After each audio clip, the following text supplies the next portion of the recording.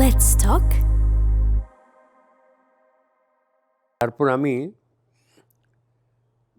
ওর telephone নাম্বারটা ওর কাছ থেকে নিয়ে ফোন করলাম কবিতাকে। আচ্ছা। ফোন করলাম, এখনও করি ফোন, সপ্তাহে একদিন ওকে ফোন করি আমি, প্রায় 3 মাস ধরে এটা করছি। ওকে আমি একটা জিনিস বুঝিয়েছি যে দেখো তোমার সামনে, আমার সামনে না তোমার একটা ছবি আছে, সেটা একটা ছটফটে সুন্দর মেয়ে, হ্যাঁ, সেই ছবিটা থাক না আমার কাছে। যে নুব্জ হয়ে গেছো তুমি, শরীরে অসুখের আঘাত সব মিলিয়ে তোমাকে অকর্মণ্য করে দিয়েছে, তোমার বিছানা থেকে নিয়ে নামতে পারো না, তোমাকে ধরে নামাতে হয়, এই তোমাকে আমি দেখতে চাই না। আমাকে তুমি দেখেছো, বলছো তোমাকে, তুমি কিন্তু এখনো একদম খুব বোঝাই যায় না তোমার, তুমি আছি অতিক্রান্ত মানুষ, এখনো সজীব আছো। আমি ঠিক আছি, নানাভাবে আছি, কিন্তু তোমার এই দৃশ্য আমি তোমার দেখতে আমার ভালো লাগবে না, আমার কাছে তোমার ওই ছবিটাই থাক। এবং ও একটু কান্নাকাটি করেছে, কিন্তু এটাকে মেনে নিয়েছে। আমার আঘাত বলতে, প্রেমে আঘাত বলতে এই একটি আঘাত আমি পেয়েছি, আর বেশি প্রেক্ষিতে আঘাত দিয়েছি। মানে আমার প্রেমে পড়েছে কেউ, মেয়ে উত্তরবঙ্গে, সে তার বাবার চায়ের বাগান আছে। আমি ওকে বলেছি যারা রোজ মাছ মাংস খায় তাদের কখনো কখনো ডাঁটা চচ্চড়ি খেতে ইচ্ছে হয়। তোমারই আমার একটা বিয়ে করার ইচ্ছেটা ওইরকম হয়েছে। হ্যাঁ, কাজে এইসব ছাড়ো, হবে না। খুব কান্নাকাটি করেছিল তো, কিন্তু পরে ব্যাপারটা মিটে গেছে। এরকম কয়েকটা জায়গাতে আমি প্রেম থেকে সরে দাঁড়িয়েছি। প্রেম বলতে যদি অন্য কিছু বোঝায়, শরীর অতিক্রান্ত কোনো কিছু, আর শরীরকে কীভাবে অতিক্রম করতে হয় সেটা কিন্তু আমি বললাম বাউল ফকির সঙ্গ করে দীর্ঘদিনে, তার একটা রস আমি পেয়েছি, একটা অনুভূতি পেয়েছি আমি। আর সেই অর্থে আহত খুব একটা প্রেমে আমি হইনি, আঘাত পাইনি, আঘাত করতে পারেনি আমাকে। আমাকে আঘাত করা খুব মুশকিল, বাউন্স করে যাবে আঘাত। আমাকে প্রত্যাঘাত করতে হবে না, প্রতিধ্বনির মতো ওই আঘাতটাই কিন্তু ফিরে যাবে আবার। প্রেম আমাকে সৃষ্টিশীল করেছে, প্রেম আমাকে দিয়ে কবিতা লিখিয়েছে, প্রেম আমাকে দিয়ে গান লিখিয়েছে, প্রেম আমাকে সারা জীবন আনন্দে থাকার রসদ জুগিয়েছে, অনেক প্রেম। কিন্তু ধাক্কা মারতে পারিনি।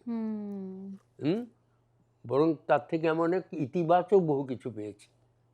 এবং সেটা একজন নারীর থেকে না, আমি অকপট মানুষ বাবা, মেদিনীপুরের লোক, হ্যাঁ, কোনো কপটতাতে বিশ্বাস করি না।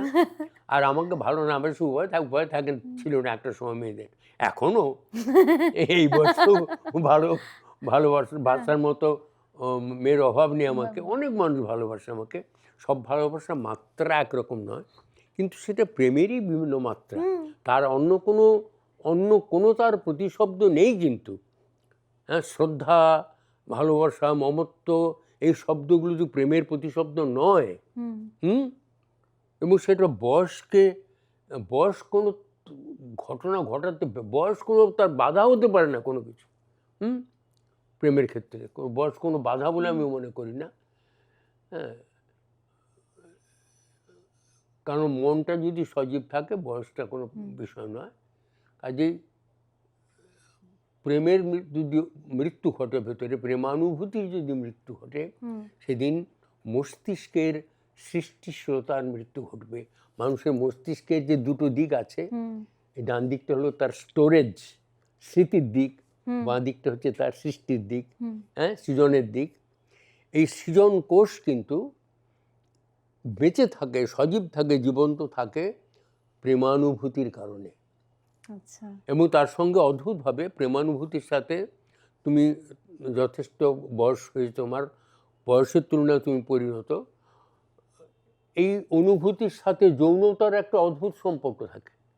হ্যাঁ, এটা বাদ দিয়ে কিছু হয় না, কিন্তু শরীর অতিক্রম করে ওই যে প্লেটোনিক না স্বর্গীয় না কী সব কথাবার্তা বলে, মিথ্যে কথা বলে, নিজেকে আড়াল করাতে বলে, নিজেকে সাধু পুরুষ হয়। ও তো কিন্তু সাধু সাধু টাধু কিছু হয় না, লোকে সাধু হয় না, পাপিও হয় না। প্রেম করলে লোকে পাপিও হয় না। প্রেম করা তো ভালো, তো প্রেম করলে পাপি হবে কেন? সেটুকু স্বীকার করার মতো বুকের পাটাও থাকে না। আমার তো ভয় ভ্রান্তি নেই, চিরকাল একে মেদিনীপুর। তারপর এখন এমন একটা বয়সে এসে পৌঁছেছি যে এই কিছু হক হক জন্মায় না কথা বলার, হ্যাঁ, সেই হকগুলো জন্মেছে, বলতে পারি, অসুবিধা কিছু নেই। লোকে কিছু মনেও করে না। বরং আমি তো বলছি, একটা 22-23 বছরের মেয়ে, সে প্রেমে পড়লে মা বাবাকে বলতে পারছে না, স্যারের কাছে এসে বলে, স্যার আপনি একটু বাবাকে বলুন। আমি তুই বলছো, তুই এইটাতে এই যে স্যার হচ্ছে সব থেকে নিরাপদ এবং নির্ভরযোগ্য জায়গা, নীলকণ্ঠের মতো। একবার হজম করে ফেললে আর সেটা বেরোবে না। হ্যাঁ, স্যারের কাছে নির্ভর করে বলে, এটাও তো এক ধরনের নির্ভরতা। এই নির্ভরতার পেছনেও কিন্তু একটা অদ্ভুত মানে অন্তর্লীন প্রেমজাত অনুভূতি থাকে। এটাও কিন্তু প্রেমজাত অনুভূতি, ভালোবাসার জাত অনুভূতি, বিশ্বাস তৈরি হয় একটা। প্রেম বলতে আমরা এক কথায় যে কথা বুঝি, দুটি অল্প বয়সের ছেলে মেয়ের যে ইনফ্যাচুয়েশন, এই যে ভালো লাগা থেকে ভালোবাসা যে উত্তরণের যে মুহূর্তগুলো, যে পথটা, সেইটা কিন্তু প্রেম বলি আমরা।